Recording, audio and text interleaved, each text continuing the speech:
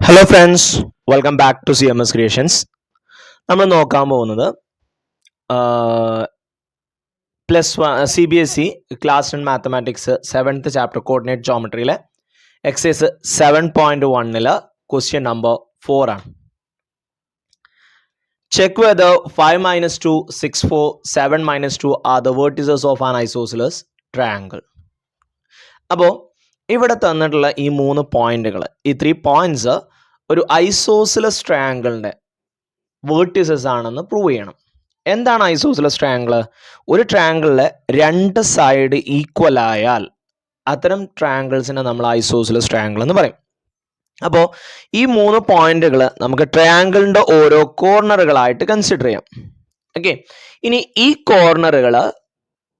കോർണറുകൾ നമ്മൾ കൺസിഡർ ചെയ്തു. ABC എന്ന് പറയുന്ന കോർണറുകൾ നമ്മൾ കൺസിഡർ ചെയ്തു.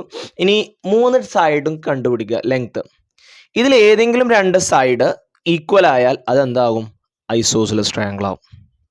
ഓക്കെ, അപ്പോൾ നമുക്ക് ഓരോ സൈഡിൻ്റെ ലെങ്ത് കണ്ടുപിടിക്കാം, ഡിസ്റ്റൻസ് കണ്ടുപിടിക്കാം, പോയിന്റുകൾ തമ്മിലുള്ള.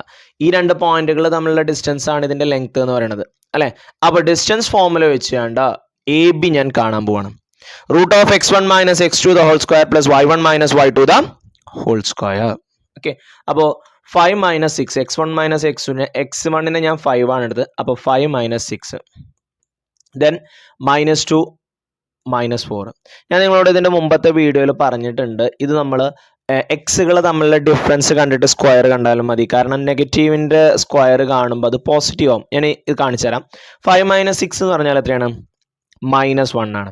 -2 -4 എത്രയാണ്? -6 ആണ്. -1ൻ്റെ സ്ക്വയർ 1 ആണ്, -6ൻ്റെ സ്ക്വയർ 36 ആണ്. ഇനി ഇവിടെ നോക്കിയാൽ ഇവിടുത്തെ എക്സ് 5 ആണ്, ഇവിടുത്തെ എക്സ് 6 ആണ്.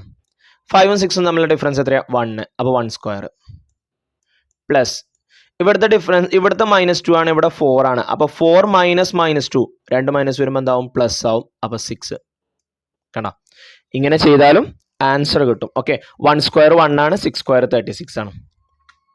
അപ്പോൾ √37. ABയുടെ ലെങ്ത് എന്ന് പറയുന്നത് √37 ആണ്.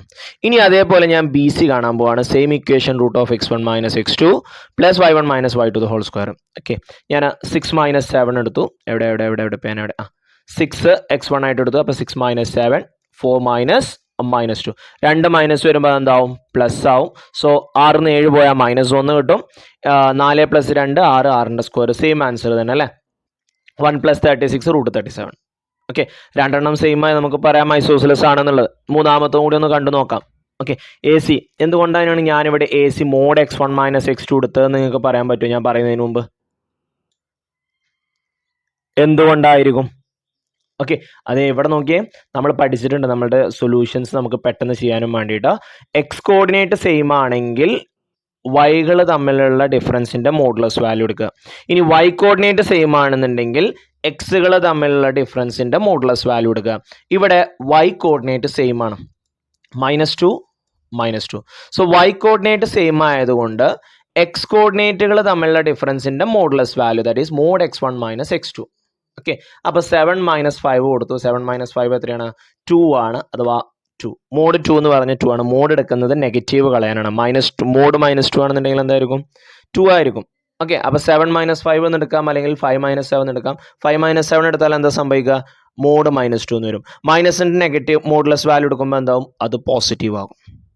ഓക്കെ, അപ്പോൾ ഇവിടെ നോക്കുമ്പോൾ 2 സൈഡ് ഈക്വൽ ആണ്. ഏതൊക്കെയാ? AB എന്ന് പറയുന്നത് BCക്ക് ഈക്വൽ ആണ്. If any triangle the 2 sides are equal, then it is called isosceles triangle. നമ്മളോട് പറഞ്ഞിട്ടുള്ളത് ഇതൊരു ഐസോസിലസ് ട്രയാങ്കിളിന്റെ വേർട്ടിസസ് ആണോ എന്ന് ചെക്ക് ചെയ്യാനാണ് പറഞ്ഞിട്ടുള്ളത്. So we can say that it is an isosceles triangle. Okay, AB = BC √37 ആണ്. ABC is an isosceles triangle. Okay.